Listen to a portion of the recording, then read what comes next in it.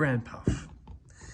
Once upon a time, 3 little engines lived in their own little shed on their own little railway.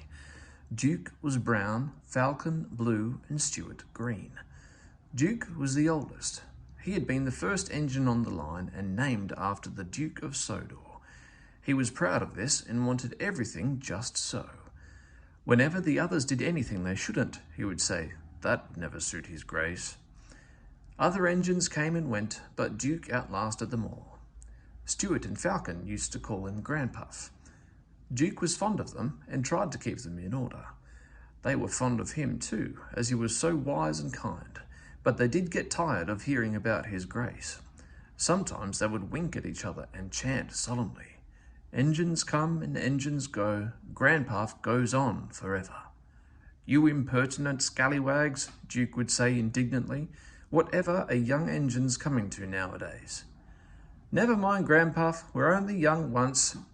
"Well, you'd better mind, unless you want to end up like number 2. "Ooh, Granpuff, whatever happened?" "Number 2, said Duke, "was American and very cocky. He rode roughly and often came off the rails. I warned him to be careful." "Listen, bud," he drawled, "in the States we don't care a damn for a few spills." "We do here," I said, but he just laughed. But he didn't laugh when the manager took away his wheels and said he was going to make him useful at last. "Why? What did he do?" "He turned him into a pumping engine, that's what. He's still there, behind our shed." Stuart and Falcon were unusually good for several days.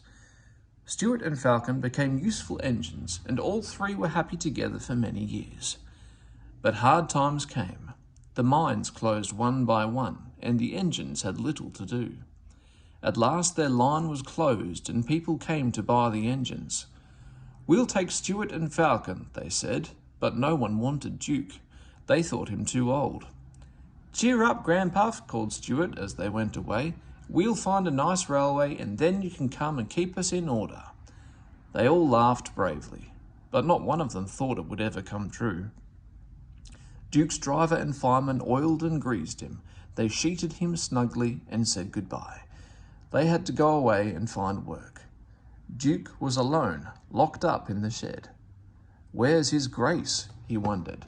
"It's not like him to forget me." But his grace had been killed in the war, and the new Duke, a boy, hadn't heard of his little engine. "Oh well," said Duke to himself, "I'll go to sleep. It'll help to pass the time." Years passed. Winter torrents washed soil from the hills over the shed. Trees and bushes grew around. You wouldn't have known a shed was there, let alone a little engine asleep inside it. Have you guessed about Stuart and Falcon? Yes, you're quite right. They came to the Thin Controller's railway. He gave them new coats and new names. Stuart became Peter Sam, and Falcon Sir Handel. They prefer their new names. That was a long time ago, but they never forgot Granpuff and often talked about him when alone. They were excited to hear that the Duke was coming to Skarloey's and Reneus's 100th birthday, but most disappointed with the Duke who actually came, for he was only a man. But we must say no more, or we'll spoil the next story.